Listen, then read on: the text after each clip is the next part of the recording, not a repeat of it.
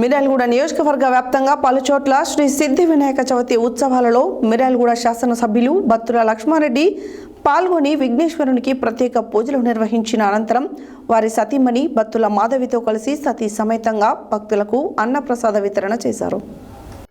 మిర్యాలగూడ నియోజకవర్గ వ్యాప్తంగా పలుచోట్ల శ్రీ సిద్ధి వినాయక చవితి ఉత్సవాలలో మిర్యాలగూడ శాసనసభ్యులు బత్తుల లక్ష్మారెడ్డి పాల్గొని విఘ్నేశ్వరునికి ప్రత్యేక పూజలు నిర్వహించి అనంతరం వారి సతీమణి బత్తుల మాధవితో కలిసి సతీ సమేతంగా భక్తులకు అన్నప్రసాద వితరణ చేయడం జరిగింది.